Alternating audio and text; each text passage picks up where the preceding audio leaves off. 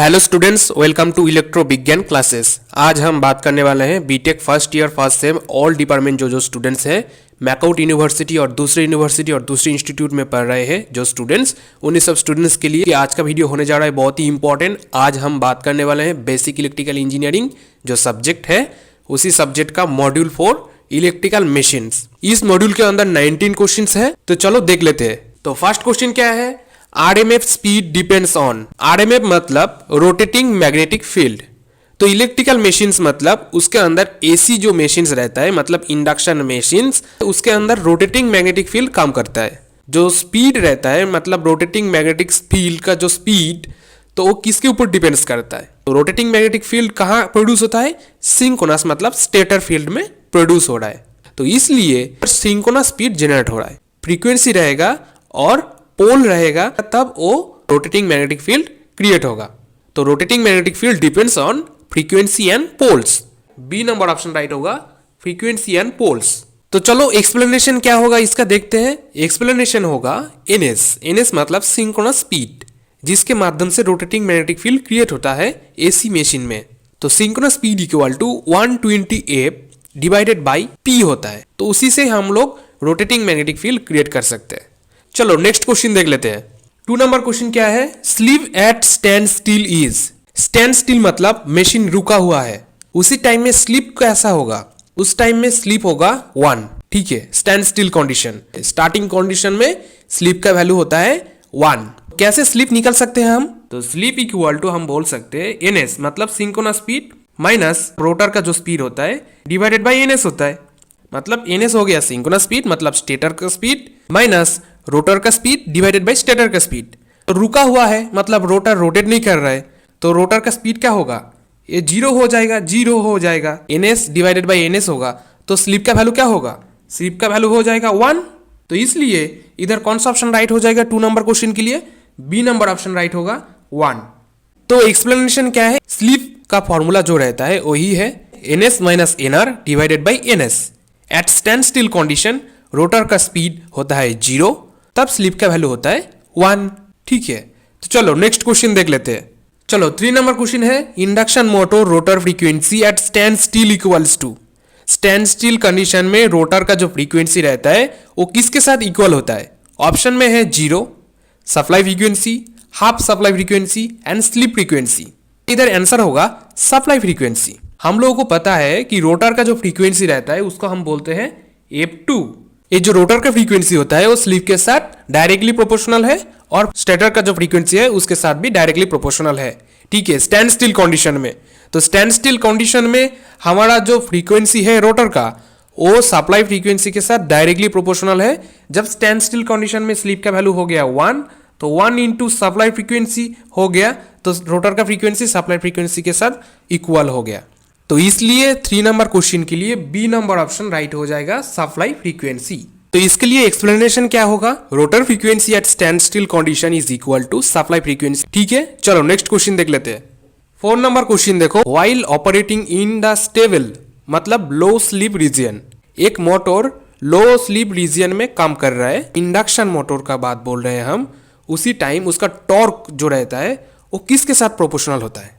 जो induction motor का torque sleep जो ग्राफ रहता है उससे हम लोगों को पता चलता है कि इंडक्शन मोटर का जो टॉर्क स्लीप कैरेक्टरिस्टिक्स होता है उसके अंदर लो स्लीप रीजियन में जिधर मोटर ऑपरेट करता है उसी टाइम उसका जो टॉर्क रहता है वो स्लीप के साथ डायरेक्टली प्रोपोर्शनल है। तो टॉर्क स्लीप के साथ डायरेक्टली प्रोपोर्शनल होता है, इसलिए बी नंबर ऑप्शन राइट हो जाएगा 4 नंबर क्वेश्चन के लिए। तो इसीलिए इसका एक्सप्लेनेशन क्या होगा? Torque is directly proportional to the slip at low slip region. ठीक है, चलो नेक्स्ट क्वेश्चन देख लेते हैं। तो 5 नंबर क्वेश्चन देखो, DC शंट मोटर हैज। तो हम लोग को पता है कि जो हायर स्टार्टिंग टॉर्क है, higher starting torque DC series motor में होता है, क्योंकि टॉर्क का जो फॉर्मूला होता है वो डायरेक्टली प्रोपोर्शनल टू करंट का स्क्वायर होता है। तो करंट का स्क्वायर हमारा जो सीरीज मोटर होता है DC सीरीज मोटर उसके अंदर ही हो सकता है, तो इसीलिए उसका टॉर्क ज़्यादा होता है, मैक्सिमम हायर स्टार्टिंग टॉर्क। तो DC शंट मोटर का बात तो इधर बोला गया है, तो इसलिए फर्स्ट वाला जो ऑप्शन है वो नहीं होगा। बी नंबर होता है कांस्टेंट स्पीड। तो हमारा जो DC शंट मोटर रहता है उसके अंदर जो आर्मेचर करंट होता है, आर्मेचर करंट में रेटेड करंट हम डालते हैं। मतलब रेटेड फ्लक्स प्रोड्यूस होता है डीसी शंट मोटर में। इधर हमारा जो स्पीड का जो फॉर्मूला रहता है, speed is directly proportional to EB divided by phi होता है। तो फाई को हम कांस्टेंट कर दिए तो स्पीड तो इंक्रीज हो सकता है, पर इधर बैक ईएमएफ वो कांस्टेंट होता है। क्यों कांस्टेंट होता है? क्योंकि हमारा जो फ्लक्स वो चेंज नहीं हो रहा है, तो टर्मिनल वोल्टेज भी चेंज नहीं होगा। तो हमारा बैक ईएमएफ का जो फॉर्मूला रहता है वो V minus I A into R A होता है। तो इसके अंदर आई ए तो हमारा कांस्टेंट हो गया, तो हमारा वोल्टेज क्या हो सकता है? वो भी कांस्टेंट होगा, मतलब इस वैल्यू नहीं बढ़ेगा, तो इसका तो वैल्यू तो जितना है उतना ही रहेगा ना। सप्लाई टर्मिनल वोल्टेज 220 वोल्ट उतना ही तो रहेगा, तो बैक ईएमएफ उतना ही रहेगा, बैक ईएमएफ भी चेंज नहीं होगा। तो बैक ईएमएफ चेंज नहीं होगा तो स्पीड भी कांस्टेंट रहेगा। तो इसीलिए DC shunt motor constant speed में रन करता है। ठीक है, 5 नंबर क्वेश्चन के लिए बी नंबर ऑप्शन राइट होगा, कांस्टेंट स्पीड। तो इसके लिए एक्सप्लेनेशन क्या होगा? DC shunt motor gives almost constant speed. Next question देख लेते हैं। 6 नंबर क्वेश्चन देखो, synchronous speed is given by, एक मोटर का सिंक्रोनस स्पीड बोला गया है। तो मोटर का सिंक्रोनस स्पीड के अंदर ns equal to 120 F divided by P होता है। इसके अंदर कौन सा ऑप्शन राइट हो जाएगा? बी नंबर ऑप्शन राइट हो जाएगा, 120 एफ डिवाइडेड बाई पी। क्योंकि हम लोग को पता है कि सिंक्रोनस स्पीड मतलब रोटेटिंग मैग्नेटिक फील्ड क्रिएट हो सकता है जो फ्रीक्वेंसी रहता है और पोल का जो वैल्यू होता है वो चेंज करके ही। चलो नेक्स्ट क्वेश्चन देख लेते हैं। 7 नंबर क्वेश्चन देखो, induction motor never reaches the synchronous speed because, एक इंडक्शन मोटर का बात बोला गया है, सिंक्रोनस स्पीड क्रॉस क्यों नहीं करता है? इसके पीछे एक बड़ा रीजन है कि इसके अंदर जो स्लीप का वैल्यू होता है ns minus N R divided by ns जो रहता है, तो इसी के अंदर जो रोटर का स्पीड वो कभी सिंक्रोनस स्पीड में घूमता ही नहीं है। मतलब इंडक्शन मोटर सिंक्रोनस स्पीड में घूमता ही नहीं है। सिंक्रोनस स्पीड में घूमेगा तो क्या होगा? तो आप लोगों को पता ही है, रोटर का वैल्यू सिंक्रोनस स्पीड मतलब ns के बराबर हो जाएगा, तो टोटल स्लिप का वैल्यू क्या होगा? 0 होगा। ये तो फर्स्ट रीजन है, फॉर्मूला से हम लोगों को पता चलता है। दूसरा रीजन क्या है थ्योरेटिकली, कि हमारा इंडक्शन मोटर जब रन करता है तो वो रिलेटिव मोशन में रहता है।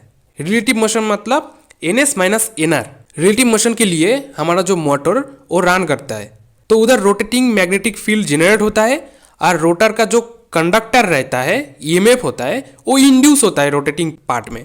हमारा इधर स्टेटर में हम सप्लाई दिए 3 फेज और सिंगल फेज जो है मान सकते हो, और ये हमारा रोटर है। तो इधर स्टेटर मैग्नेटिक फील्ड क्रिएट हो सकता है, उसके साथ वो फ्लक्स भी जनरेट होगा और फ्लक्स रोटर को कट करेगा। तो उसी के टाइम ये जो रोटर और स्टेटर के बीच में इधर एयर गैप रहता है, तो एयर गैप के वजह से इधर लॉसेस होता है। तो इसी लॉसेस के वजह से हमारा रोटर कभी सिंक्रोनस स्पीड में घूम ही नहीं सकता है। ns minus N R divided by ns, उधर स्लिप का वैल्यू 0 हो जाएगा, तो रोटर के अंदर ईएमएफ इंड्यूस नहीं होगा। ईएमएफ नहीं इंड्यूस होगा तो टॉर्क जनरेट नहीं होगा, तो टॉर्क जनरेट नहीं होगा तो रोटर घूमेगा ही नहीं। तो इसलिए कौन सा ऑप्शन राइट हो जाएगा?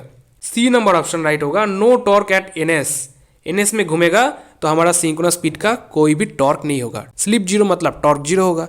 तो इसी के लिए एक्सप्लेनेशन कौन सा होगा? At ns slip equal to 0, slip 0 हो जाता है, तब रोटर का ईएमएफ क्या होता है? इंड्यूस नहीं होता है, रोटर में कोई ईएमएफ इंड्यूस नहीं होता है, तो टॉर्क जनरेट नहीं होगा ना। ठीक है, चलो नेक्स्ट क्वेश्चन देख लेते हैं।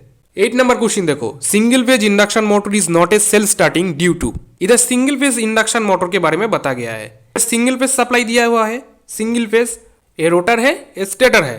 ठीक है, तो स्टेटर में हमारा सप्लाई देने से उधर रोटेटिंग मैग्नेटिक फील्ड क्रिएट नहीं होता है। सिंगल फेज इंडक्शन मोटर के अंदर रोटेटिंग मैग्नेटिक फील्ड क्रिएट नहीं हो रहा है। क्यों क्रिएट नहीं हो रहा है? क्योंकि एक सिंगल फेज इंडक्शन मोटर के अंदर दोनों वाइंडिंग रहता है, तो main winding and auxiliary winding दोनों वाइंडिंग रहता है। तो दोनों वाइंडिंग के अंदर करंट फ्लो होने से दोनों का जो रिजल्टेंट टॉर्क रहता है वो 0 हो जाता है। तो नेट टॉर्क 0 हो जाने से मोटर को घुमाने के लिए जो टॉर्क जरूरी है वो नहीं होता है, वो प्रोड्यूस नहीं होता है। इसीलिए single phase induction motor self starting नहीं होता है, खुद से ही घूम नहीं सकता है। इसीलिए सिंगल फेज इंडक्शन मोटर को घुमाने के लिए हमको क्या जरूरत होता है? स्टार्टिंग मेथड जरूरत होता है। कौन सा स्टार्टिंग? कैपेसिटर स्टार्ट जरूरत होता है, कैपेसिटर स्टार्ट, कैपेसिटर रन जरूरत होता है। तो एक फेज से काम होने वाला नहीं है, हमको जरूरत है तीनों फेज, क्योंकि हमको जरूरत है क्या? 120 डिग्री फेज शिफ्ट। तो कौन सा ऑप्शन राइट हो जाएगा? बी नंबर ऑप्शन राइट होगा, पल्सेटिंग फील्ड। क्यों पल्सेटिंग फील्ड क्रिएट होता है? पल्सेटिंग मतलब ऑल्टरनेटिंग फील्ड आप बोल सकते हैं, बट रोटेटिंग मैग्नेटिक फील्ड नहीं है। ठीक है, तो इसके लिए एक्सप्लेनेशन क्या होगा? Single phase induction motor create a pulsating field, so no rotating torque is generate. चलो नेक्स्ट क्वेश्चन देख लेते हैं। 9 नंबर क्वेश्चन देखो, DC series motor is suitable for. DC series motor के बाद हम पहले बोल चुके हैं कि DC series motor higher starting torque रहता है, इसलिए वो ट्रैक्शन सिस्टम मतलब रेलवे जो ट्रेन रहता है, ट्रेन के अंदर जो मोटर यूज होता है उसके अंदर डीसी सीरीज मोटर यूज होता है हायर स्टार्टिंग टॉर्क के लिए। इसीलिए 9 नंबर क्वेश्चन के लिए सी नंबर ऑप्शन राइट होगा, ठीक है, क्योंकि हायर स्टार्टिंग टॉर्क रहता है। 10 नंबर क्वेश्चन देखो, ऑल्टरनेटर जनरेट्स। ऑल्टरनेटर मतलब नाम से ही पता चलता है ऑल्टरनेटिंग करंट जो प्रोड्यूस करता है जो जनरेटर, उसको हम बोलते हैं ऑल्टरनेटर। तो ऑल्टरनेटर क्या प्रोड्यूस करता है? ऑल्टरनेटिंग करंट मतलब एसी। तो कौन सा ऑप्शन राइट हो जाएगा? बी नंबर ऑप्शन राइट होगा। तो इसके लिए एक्सप्लेनेशन क्या होगा? इसके लिए एक्सप्लेनेशन वही है, ऑल्टरनेटर जनरेट एसी। चलो नेक्स्ट क्वेश्चन देख लेते हैं। 11 नंबर क्वेश्चन देखो, efficiency of A induction motor is highest near. तो एक एफिशिएंसी जो इंडक्शन मोटर का रहता है वो तभी हाईएस्ट हो सकता है जब copper losses equal to core losses होगा। कोर लॉसेस मतलब कांस्टेंट लॉसेस, तो constant losses equal to copper losses जब हो सकता है तो ये कंडीशन कब हो सकता है? ये फुल लोड कंडीशन मतलब रेटेड कंडीशन में जब हम इंडक्शन मोटर को रन कराएंगे तब इंडक्शन मोटर का एफिशिएंसी मैक्सिमम पॉसिबल हो सकता है, जब हमारा copper losses equal to core losses हो सकता है, ठीक है। और जो बाकी ऑप्शंस है, स्टैंड स्टिल कंडीशन मतलब हमारा जो मोटर है वो रुका हुआ है, उसी टाइम उसका तो एफिशिएंसी 0 ही है, ठीक है, क्योंकि उसका जो आउटपुट पावर, मैकेनिकल पावर वो डिलीवर नहीं कर रहा है, तो इसलिए नो लोड कंडीशन में भी नहीं होगा और स्टैंड स्टिल में नहीं होगा। नो लोड कंडीशन में कांस्टेंट पावर ज़्यादा होगा, कांस्टेंट पावर लॉसेस जो रहता है मतलब कोर लॉसेस, विंडेज लॉसेस और फ्रिक्शनल लॉसेस वो ज़्यादा होता है। मैकेनिकल पावर डिलीवर नहीं हो रहा है, ठीक है, उसका एफिशिएंसी ऐसे ही 0 हो रहा है। और बाकी रहेगा ओवरलोड। ओवरलोड में कॉपर लॉसेस मतलब आई स्क्वायर आर लॉसेस ज़्यादा होगा, तो इसलिए एफिशिएंसी ऐसे ही घट जाएगा। तो कौन सा ऑप्शन राइट होगा? Full load. फुल लोड मतलब रेटेड कंडीशन में core losses equal to copper losses होने का चांस है, तो इसीलिए 11 नंबर क्वेश्चन के लिए सी नंबर ऑप्शन राइट हो जाएगा, फुल लोड, ठीक है। चलो नेक्स्ट क्वेश्चन देख लेते हैं। 12 number question, speed control of A DC shunt motor is done by. DC shunt motor के अंदर ये हमारा आर्मेचर रहता है, आर्मेचर की इधर आर्मेचर रेजिस्टेंस रहता है और इधर पैरेलल में एक रेजिस्टेंस रहता है, इसको बोलते हैं फील्ड रेजिस्टेंस, उसके साथ फील्ड कॉइल रहता है, ठीक है, फील्ड कॉइल। इधर हमारा जो डीसी सप्लाई रहता है हम डीसी सप्लाई यूज करते हैं, ठीक है। हमारा जो मोटर रहता है शंट मोटर हो गया, हमारा जो आर्मेचर रेजिस्टेंस इसको कंट्रोल कर सकते हैं और हमारा जो फील्ड कॉइल है इसको कंट्रोल कर सकते हैं। दोनों रेजिस्टेंस को कंट्रोल करके मतलब आर्मेचर वोल्टेज कंट्रोल और फ्लक्स को कंट्रोल करके हम डीसी शंट मोटर का स्पीड को कंट्रोल कर सकते हैं, ठीक है। इसीलिए 12 नंबर क्वेश्चन के लिए बोथ मतलब सी नंबर आंसर राइट हो जाएगा, ठीक है। तो हमारा एक्सप्लेनेशन क्या है? Speed control is done by armature and field, both control कर सकते हैं हम डीसी शंट मोटर में। चलो नेक्स्ट क्वेश्चन है 13 number, rotor copper loss is proportional to. हमारा जो रोटर कॉपर लॉस रहता है वो आई स्क्वायर इंटू आर होता है, ठीक है। इंडक्शन मोटर रहता है, उसका जो रोटर रहता है दोनों के बीच में हमारा क्या रहता है? एयर गैप रहता है, तो इसी एयर गैप से ही तो हमारा जो पावर स्टेटर से रोटर तक तो डिलीवर हो रहा है ना, तो इधर एक पावर का जो रेशियो का फॉर्मूला रहता है उसी से हम बोल सकते हैं। और copper loss power is to mechanical power develop होता है वो बोलते हैं एमडी, और जो रहता है एयर गैप पावर पीजी, ठीक है, इक्वल होता है, ये होता है S is to 1 minus S is to 1, क्योंकि हमारा जो पीजी होता है वो पीजी हमारा रोटर का इनपुट होता है, ठीक है, और रोटर का जो मैकेनिकल पावर डेवलप होता है वो 1 माइनस एस होता है, उसके साथ बराबर है। और जो रोटर का कॉपर लॉसेस रहता है वो रोटर इनपुट के साथ स्लिप के साथ मल्टीप्लाई होता है, इसीलिए हम लोग को जो रेशियो मिलता है S is to 1 minus S is to 1, इसी से हम लोग को पता चलता है कि हमारा रोटर का जो कॉपर लॉस रहता है वो स्लिप के साथ डायरेक्टली प्रोपोर्शनल है।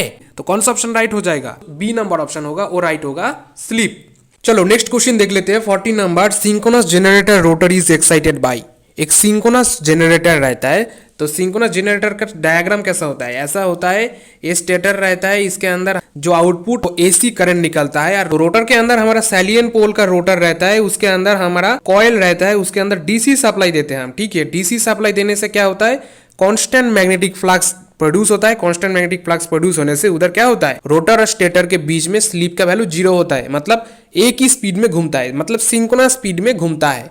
इसीलिए हम बोलते हैं कि सिंक्रोनस जनरेटर का जो रोटर में सप्लाई देते हैं वो डीसी सप्लाई होता है, ठीक है। तो कौन सा ऑप्शन राइट हो जाएगा 14 नंबर क्वेश्चन के लिए? बी नंबर ऑप्शन राइट होगा, डीसी। डीसी तो इसके लिए एक्सप्लेनेशन कैसा होगा? Rotor field needs DC excitation to produce a constant magnetic flux. चलो नेक्स्ट क्वेश्चन देख लेते हैं 15 number question, induction motor is called. First option है asynchronous motor, B number step motor, C number servo motor and D number universal motor. Step motor मतलब stepper motor को हम बोलते हैं, और सर्वो मोटर वो दूसरे टाइप का एक मोटर रहता है, और यूनिवर्सल मोटर वो दोनों एसी डीसी दोनों सप्लाई में काम करता है। इंडक्शन मोटर तो डीसी में काम नहीं करता है, वो तो एसी सप्लाई में काम करता है। तो हमारा जो डी नंबर वो नहीं होगा, सी नंबर भी नहीं होगा, हमारा जो बी नंबर वो भी नहीं होगा, क्योंकि stepper motor step angle count करके रन करता है। तो हमारा इंडक्शन मोटर किसके साथ इक्वल है?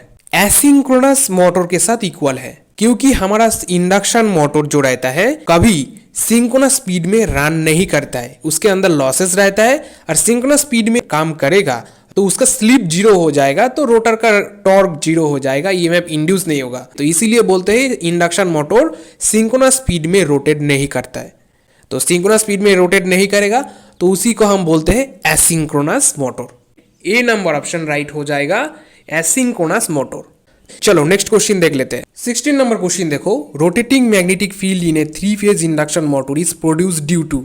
एक 3 फेज इंडक्शन मोटर के अंदर रोटेटिंग मैग्नेटिक फील्ड किस लिए प्रोड्यूस होता है? फेज डिस्प्लेसमेंट रहता है, और फ्रीक्वेंसी और पोल के लिए हमारा जो रोटेटिंग मैग्नेटिक फील्ड क्रिएट होता है। तो इसीलिए 3 फेज इंडक्शन मोटर के अंदर रोटेटिंग मैग्नेटिक फील्ड प्रोड्यूस होता है। 3 फेज करंट, तीनों फेज के अंदर जो करंट रहता है, इसीलिए उसके साथ फेज डिस्प्लेसमेंट।